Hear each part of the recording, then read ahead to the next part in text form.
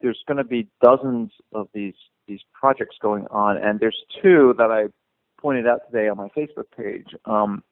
One is called Augur, right? And it's I think it's augur.net or augur.io. I don't remember, but what that is a betting site or a prediction market. Do you know how those work, Ty? Are you familiar with prediction markets? No, I mean I saw their videos, but I'm not clear on how they're able to. They're using the wisdom of the crowds. The wisdom. Okay, so a prediction market is something like if you want to know, is Donald Trump going to be president, right? Yeah. Yes or no. Okay, so you can create a contract, right? A typical the way a prediction market works is you can pose a question. Is Donald Trump going to be president? Is it going to rain tomorrow? Is the S&P going to close higher than whatever I forgot wherever it is, right? You can ask these questions, and then people can then place bets on what the outcome of the event's going to be, right? Yeah. Okay, so and they want to do this in a completely decentralized way. So you could pose a question like, is Donald Trump going to win right now? Well, if he wins, the contract is, say, worth 10 ethers. If he loses, it's worth nothing, right? And so what is this contract worth today, right? Well, it's a market, right? People are willing to buy and sell this, right? It's going to trade somewhere between 0 and 10. Yeah. Right? 10 is when he wins and 0 if he loses, right? But between now and until he wins or loses, between now and the election, it's just going to trade, right? Yeah. So at any given time, where it trades, it implies what the probability of Trump becoming president is at any given moment, right? Yeah. So that's going to be huge. Okay, and why is it going to be huge? In fact, we already have this today, but it's centralized, right? Yeah. And what's the problem with being centralized? Well, number one, you can't run this site in America because it's illegal to gamble on elections, right? Yeah. I mean, it's actually illegal to do that here. So all of these sites are offshore, right? Because they can't be based here. So you have the government that might shut you down. You also have the problem of the problem of the oracle, right? How do you trust that the outcome, the person that declares whether an event happened or not, how do you know he's telling the truth? Yeah. Right? So basically, Augur, they call it a predictive forecasting, right? Mm-hmm. But it's actually just a gambling site. Well, okay. Or it is a gamble. The prediction market is just being used as a gambling site. Well, okay, so that is one purpose of it, right? Is just to speculate on events, right? That you can say who's going to win the World Series or the Super Bowl, right? That's definitely one obvious. That's the first thing that comes to mind. But you can ask like all sorts of questions, right, about the present or about the future. And the average, it's oftentimes based on academic studies that with a crowd making bets on outcomes of events, it actually can reveal like information that any one individual knows. Yeah. Do you understand what I'm saying? Right? Like maybe a market that says a bunch of people betting on whether Donald Trump wins or loses is going to be president has a better is more accurate than polling who if you go ask 100 people who they're going to vote for, Yeah. You get what I'm saying? Like, I don't even care what the polls are. I mean, I mean, if you really want to know is Donald Trump going to be president or who's going to be the president, you should look at the betting markets, not the polls. Yeah, you should look at who's putting money on the line and not just people who think it is. Yeah, rather than just asking a bunch of people who you're going to vote for, right? Yeah. You get a better idea of what the position of, how likely is each candidate going to win by looking at the people who are actually putting money on it, right? Yeah. Yeah. So that's an application of it, and yeah, it one aspect of it is gambling, right? No question about that. But it's actually a site that can, you'd be surprised. You could ask questions like, when is the next terrorist attack going to happen, or where's the next terrorist? And then you could say, is it going to be here? Is it going to be there? And then it would be all these contracts that trade, right? Yeah.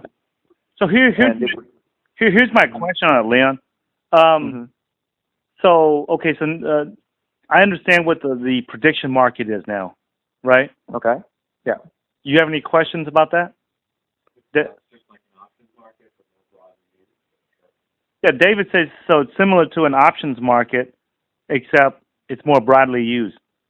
Yes, it's not just on stocks, and you can it's going to be an open platform where anyone can pose a question. Yeah, right? It's decentralized so that it's not there's no one place to shut it down. Exactly. Okay, here's my question though. So those are the fundamentals of it, right? Let's look at the technicals, okay? Let's look at the technical side of it. No, there are no technicals. It hasn't opened yet. Yeah, it hasn't opened yet. So, okay, so we're still focusing on the fundamentals, right? How do we get some of these augurs? Okay, so we can't. The answer is we missed it. Yeah, we missed the IPO. We missed the crowd sale, which finished in October, right? But, and it's too bad we didn't pay attention last year when we were kind of, Ethereum just went to the back burner because it seemed like they were just miles away on the platform. But actually, if we had gone to DevCon 1, that happened in London, right? That actually was a big event we should have gone to in hindsight, right? You need to step up your game, man. You need to step up your game, man, because you're supposed to be the fundamental expert. But okay, so you do my half on the technicals, bro. You're not doing your half on the fundamentals. Okay, but remember, like I said, there's dozens. I'm pointing out Augurs because this is probably, they did a great job marketing the campaign. They raised $5 million in the pre-sale, right? And we really should have gotten onto it, but it's okay. We can get in on it. Okay, so I've been looking at, like, if you looked at where Factum and Ethers and all these other things that held crowd sales and when they launched, it's okay. Like Ethereum, we bought it at 30 cents in the IPO. You still could have bought it at $1, or under, or as well as like under $1 for most of last year, right? Yeah. I mean, this move. I mean, even if you had missed the IPO, you've had plenty of time to buy Ethers, right? Yeah. Okay, and you missed out on, you didn't make 40 times your money like we did. Yeah. But you still made 12. Okay. Yeah, it's not bad. Yeah, it's not bad. All right, you still had a chance to do 12 or 15 or something if you got in under $1, right? Yeah. All right. Okay. So, we missed it. We're not going to get 20, 30, 40 times our money. When it hits the market, I still think it's a 10x move. Yeah. Okay. Yeah. I believe that too. So we just got to be ready for it when it does. And we may not buy it like at the open, right? Because it might spike up crazy. You remember when Ethers, when they first started trading, was at $4, right? Back in August. Yeah. Remember that? Remember we were talking? It was over the summer.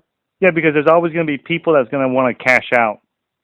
Yeah, there are people that want to cash out, and it was really hard to buy, and we didn't buy it because we were both scared that we might screw something up, and we just said, it's $4, and then it went straight back down, right? That was a huge trade. If you sold that open, yeah, could have sold at $4 and then buy back under $1, right? Yeah. So anyway, but anyway, even if you had missed it, you had all summer to buy Ethereum, right? And I believe, Augur. Look, it wasn't that high profile. If it really was, we would have heard about it, right? I mean, we follow this thing. I got into Factum just a week ago, and I already made 100% on it. Yeah, we all did. Right? We all made a lot of money. And David came out. David was over here like rolling his eyes. He was like, "You bastard." Okay, we made 100% after it had already gone up 1,000%. You know that, right? Yeah. I showed that to him. Yeah, like it already went up 10 times, and we bought it, and we still made 2 times, right?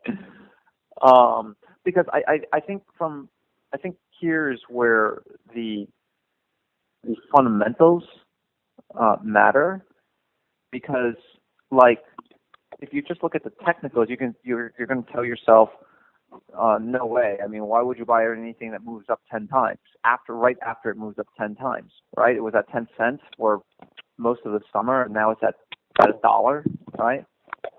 Yeah. If you don't know anything about the fundamentals, you're not going to buy that, right?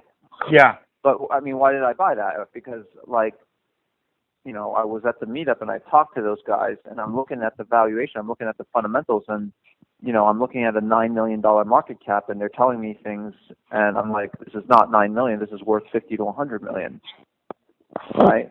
And it would have been nice to buy in, like at a $1 million valuation, but even at a $9 million or $8, it was, when I told you about it, it was at $8, right?